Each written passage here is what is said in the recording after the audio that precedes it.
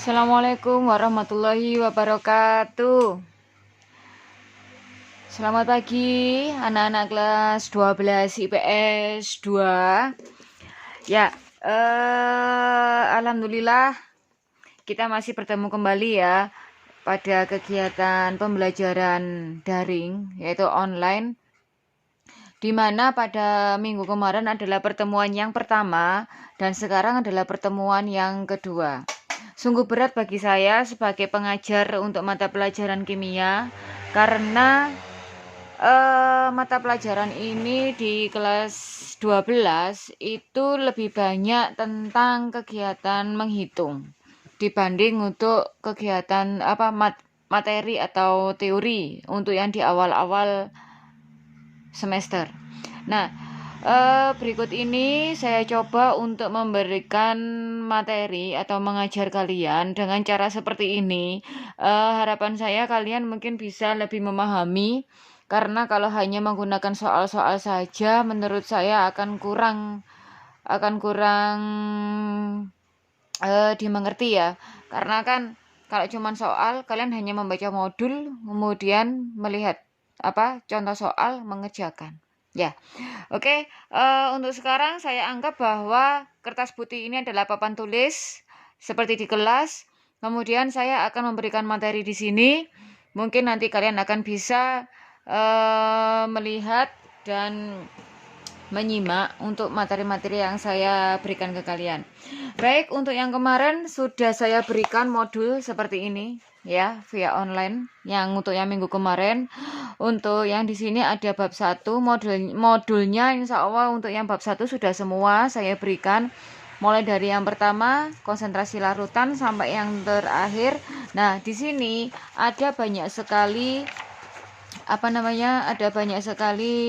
contoh soal. Sedangkan di depan teori-teori dan contohnya itu adalah sangat kurang sekali. Ya, makanya saya untuk pertemuan kali ini akan saya bahas di sini. Baik, untuk yang pertama saya tuliskan dulu untuk materi. Kelihatan ya? Materi untuk kimia kelas 12. Untuk yang kelas 12 ini saya anggap dia adalah sama dengan materi kelas 12, antara kelas 12 IPS sama kelas 12 IPA. Untuk materinya yang pertama itu adalah sifat koligatif larutan. Sifat koligatif larutan. Minggu kemarin sudah saya berikan silabusnya ya. Silabus itu maksudnya adalah materi-materi yang sudah saya bagikan di Google Form, di Google Classroom. Kemudian yang kedua adalah reaksi redoks dan elektrokimia. Dan kemudian yang ketiga adalah kimia unsur. Ini adalah untuk materi semester 1. Nah, sedangkan materi semester 2 ya, materi semester 2 itu ada beberapa. Untuk yang pertama, berarti saya lanjutkan ya, yang keempat ya. Berarti ini 1, 2, 3, 4 adalah semester 1. Kemudian semester 2-nya dimulai dari ini adalah senyawa turunan alkana.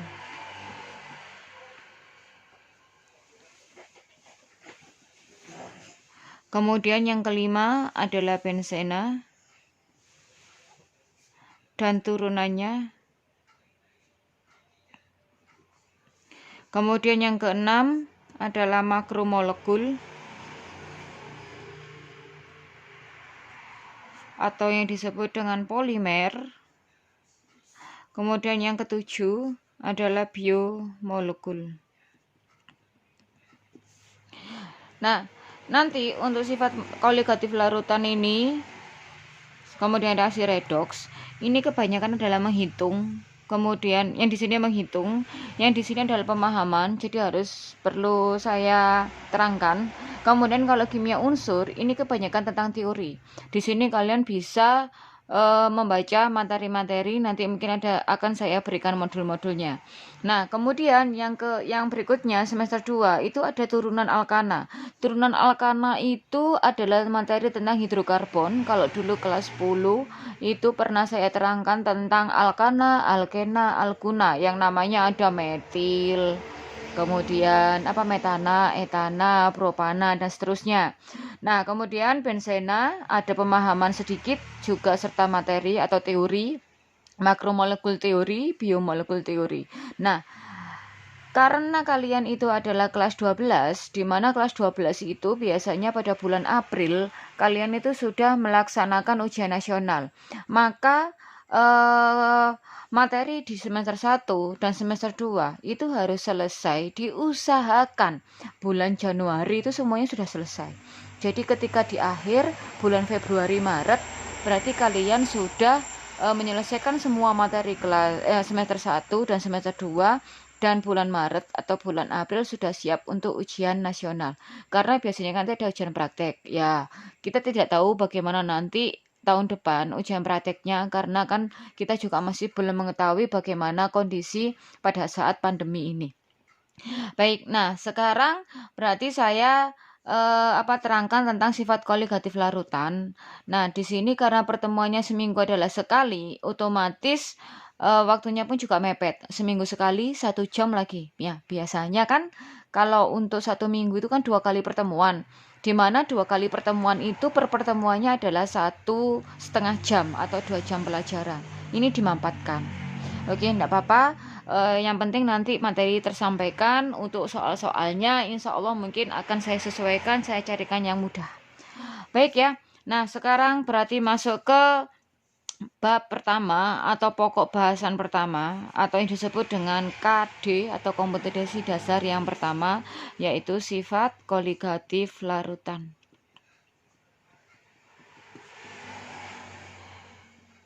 Bisa kalian ketahui kemarin di modul kaliannya sudah saya bagikan. Yang pertama itu adalah konsentrasi. Kalau kalian ingat bahwa di kimia itu ada beberapa rumus yang mulai kelas 10 sampai kelas 3 atau kelas 12 itu adalah selalu digunakan yang itu aja. Nggak ada, jarang sekali rumus-rumus yang lainnya. Oke, saya ingatkan lagi. Yang pertama adalah tentang N. N adalah mol, di mana rumusnya adalah massa per mr. Kemudian yang kedua itu adalah jumlah partikel. N berarti di sini mol. Ya, jumlah mol. X adalah jumlah partikel, rumusnya adalah N kalikan 6,02 kali 10 pangkat 23. X berarti adalah jumlah partikel. Kemudian yang berikutnya ada yang ketiga adalah molaritas. Molaritas berarti huruf M-nya besar. Di sini adalah N per volume. Volume di sini berarti satuannya adalah dalam liter. Ini N-nya adalah jumlah mol. Kemudian V adalah volume dalam satuan liter. Kemudian yang berikutnya, yang keempat, ya, ada rumus gas ideal. PV sama dengan nRT. Masih ingat? Masih ingat apa enggak? Nah, kalau yang ini PV nRT, P adalah tekanan, V adalah volume, N adalah jumlah mol, R adalah tetapan, roll, nilainya adalah R sama dengan 0,082. T-nya adalah suhu, tapi dalam derajat Kelvin. Berarti nilainya adalah derajat Celcius ditambah 273. Nah, kemudian yang berikutnya adalah tentang volume. Volume ada dua. Yang pertama adalah volume dalam keadaan standar, STP. STP berarti suhunya adalah 0. Ingat, standar berarti 0. Berarti rumusnya N kalikan 22,4 liter. Yang satunya adalah RTP. RTP artinya adalah room. Room berarti dia suhunya suhu kamar. Kalau suhu kamar berarti nilainya 25 derajat Celcius T-nya. Berarti ini N kalikan 24 liter. Berarti saya ulangi, kalau S TP adalah 0 derajat Celcius, RTP berarti 25 derajat Celcius. Nah, yang berikutnya ada lagi ya, ada lagi mungkin di situ di mana di modul kalian. Oh iya, di modul kalian ada tulisannya di sini N per V, tapi kemudian atau M sama dengan N per mR kalikan 1000 per mililiter karena volumenya dalam mililiter. Tapi kalau volume dalam liter sudah langsung masukkan aja N per V. Nah, kemudian yang sekarang adalah yang terbaru. Yang kalian pelajari sekarang itu adalah fraksi mol. Rumusnya di sini X juga. Bedakan antara nanti X-nya fraksi mol dan X-nya jumlah partikel. Kalau fraksi mol di situ adalah menyatakan perbandingan jumlah mol salah satu komponen larutan dengan jumlah mol total, ya. Nah, rumusnya nanti kalau yang fraksi mol itu ada yang disebut dengan XA, ya. XA juga ada XB. Kalau XA di situ adalah Na per Na plus NB. Yang berikutnya berarti adalah XB, di mana XB adalah molnya B per N-nya A plus NB. Jadi kalau di sini A berarti di sininya A. Tapi kalau di sini B berarti di sininya B. Oke?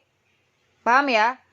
Jadi kalau untuk fraksi molnya A berarti yang di atas adalah molnya A dibagi dengan mol A ditambah mol B. Tapi kalau di sini XB berarti di sini adanya mol B dibagi dengan molnya A ditambah molnya B. Oke? Nah, sekarang apa itu yang disebut dengan A dan disebut dengan B? Ya.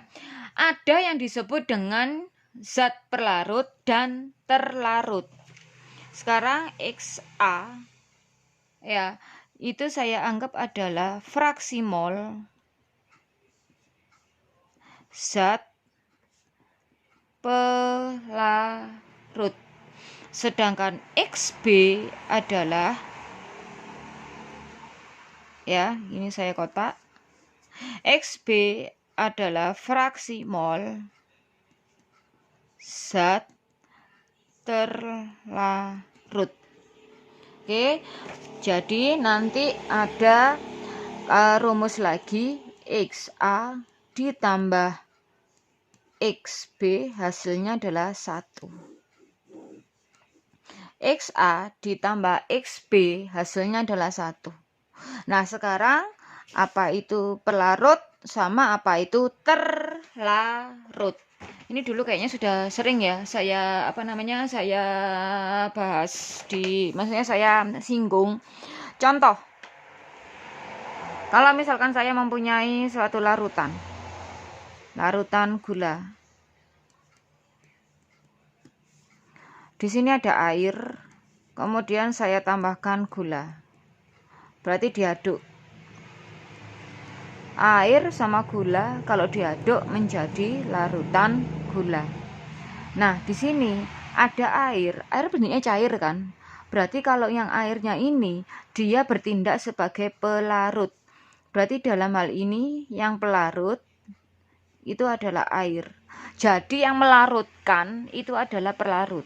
Sedangkan yang terlarut itu adalah gulanya. Jadi yang sekiranya dia bisa larut ke dalam suatu cairan, berarti itu yang terlarut. Kasarannya gini nak, berarti yang pelarut itu adalah yang cair, sedangkan terlarut biasanya adalah yang padat atau yang pokoknya yang padat ya. Nggak harus padat sih harusnya sebenarnya, walaupun kayak misalkan gel pun bisa, misalkan kayak tinta kemudian dicairkan, itu kan sebenarnya bisa ada yang terlarut sama ada yang pelarutnya. Oke, paham? Ya, jadi ada dua. Sekarang yang kalian pahami, di sini ada pelarut sama terlarut. Kemudian ada fraksi mol. Berarti kalau kalian nanti mencari fraksi mol, berarti kalian harus mencari dulu molnya zat pelarut dan molnya zat terlarut. Baik, nah ini berarti saya bahas dulu dari yang minggu kemarin. Minggu kemarin untuk yang sifat koligatif larutan hanya membahas masalah konsentrasi, di mana masalah konsentrasi yang dibahas adalah, kalau untuk yang di modul kalian, yang untuk yang konsentrasi,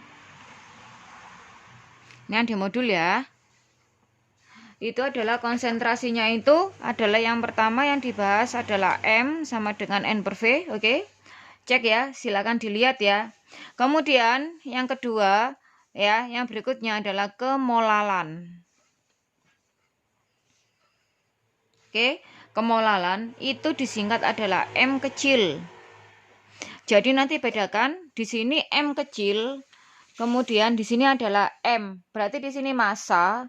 Kalau yang di sini adalah M, kemolalan. Ada dua nanti M-nya. Yang satunya massa, yang satunya kemolalan. Kalau kemolalan berarti di sini satuannya adalah molal.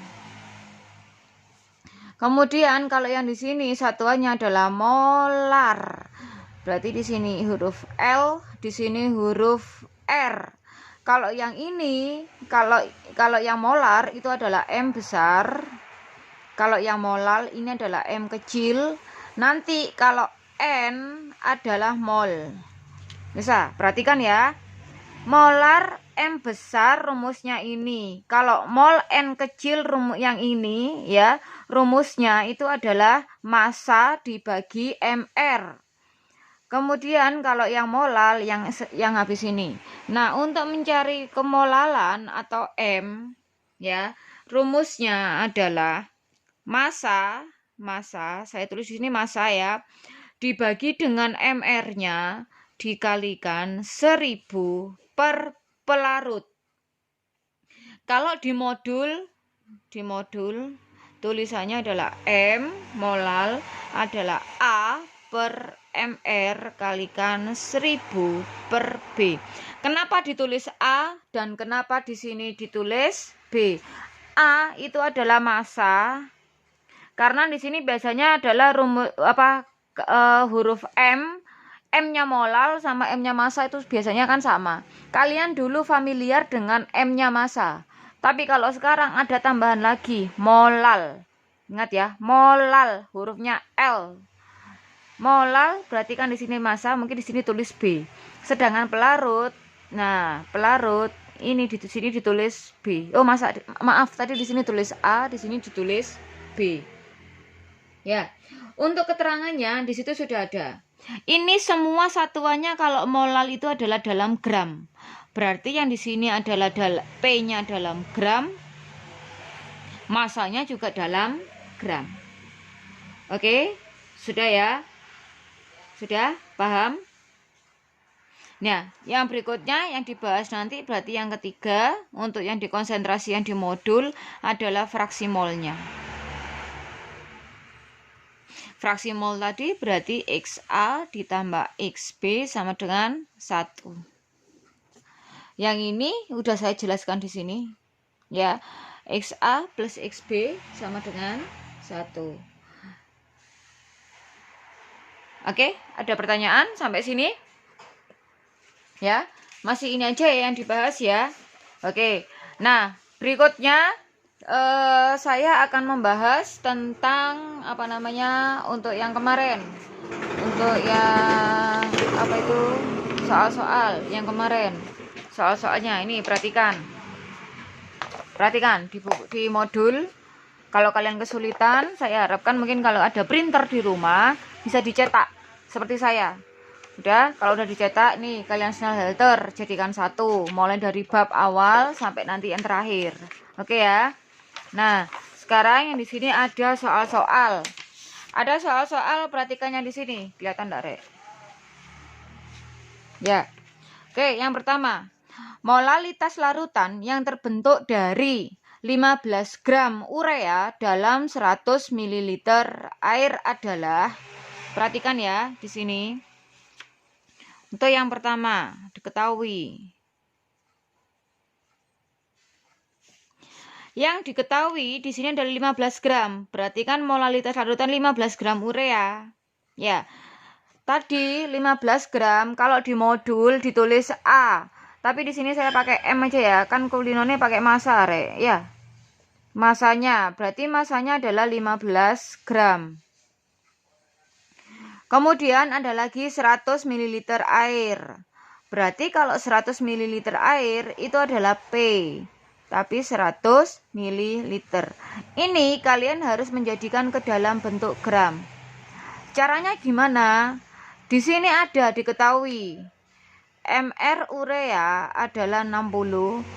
Rho-nya air adalah 1 gram mililiter min 1. Artinya 1 gram per mililiter. Yang ditanya itu adalah molalitas. Ya. Berarti jawabnya yang ini kalian jadikan dulu rho-nya air ini untuk menjadikan dari mililiter ke gram. Ada rumus bahwa rho sama dengan berat jenis ya. Massa per volume. Rho-nya di sini berapa? 1 gram. Ya, massa berarti yang dicari. Massa di sini adalah P-nya. Berarti ini P.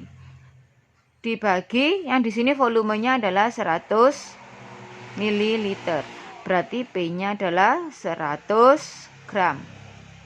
Ini sama. Oke? Nah, yang berikutnya mencari molal. Molal adalah massa per mr kalikan 1000 per P. Masanya berapa? Di sini sudah ada. Berarti masanya adalah 15 gram. Dibagi mr-nya 60 dikali 1000 per P-nya berapa? P-nya tadi sini adalah 100 gram. Ya. Nah, ini tinggal coret jadinya 10. Coret 1 di sini 4. Berarti 10 dibagi 4. 10 per 4. 2,5 molal. Oke? Sip ya. Gampang. Bisa ya? Oke, saya lanjutkan lagi. Yang nomor 2. Waduh, sudah 22 detik ya. Yang sekarang yang nomor 2. Soalnya di sini. Untuk membuat larutan NaOH 2 molal, massa NaOH yang ditambahkan ke dalam 250 gram air adalah, jangan lupa ditulis dulu, diketahui di sini ada molalnya NaOH adalah 2 molal. Kemudian di sini ada gram ya, di situ ya, berarti adalah massa. Yang di sini massa 250 gram. Ada AR, Na 23, O-nya adalah 16 dan H sama dengan 1. Yang ditanya adalah maaf, ini bukan masanya yang ditanya, ini massa NaOH yang harus ditambahkan ya. Berarti yang di sini ini air, ini P. Maaf ya, ini P. Kemudian di sini ada ditanya adalah massa. Jawabnya dengan rumus yang sama seperti ini. Berarti M sama dengan massa per mr kali 1000 per P. Kalau sekarang molalnya diketahui, ya. Kalau molalnya diketahui, berarti di sini ini berarti 2 molal sama dengan massa yang dicari per mr. MR-nya berapa? NaOH kamu cari dulu. Sini, MR NaOH. Na 23 ditambah O-nya 16 ditambah H 1. Na ditambah O ditambah H. Ini milik Na, milik O, milik H. 23 tambah 16 tambah 1. Berarti 40. Ya. Masukkan ke sini. Dari 40 masukkan ke MR yang tadi MR. Berarti sini 40 kalikan 1000 per, karena di sini udah 250 gram, berarti tinggal masukkan. Berarti di sini 250. Coret-coret. 4. Sampat ya. 40 kalikan 2. Ini saya silangkan ke sana. 80. Di sini adalah massa kalikan 4. Ya. Berarti massanya adalah 80 per 4 sama dengan 20 gram. Ada ya, option A. Yang di atas adalah option D. Oke? Oke, yang itu nomor 1 sama nomor 2. Bagaimana dengan nomor 3? Dalam satu wadah sebanyak 60 gram zat X dicampurkan dengan 400 gram air dan ternyata dihasilkan larutan dengan konsentrasi sekian. Massa molekul relatif MR-nya zat X adalah dihasilkan larutan dengan konsentrasi sama sebenarnya ya, tinggal dibolak-balik aja.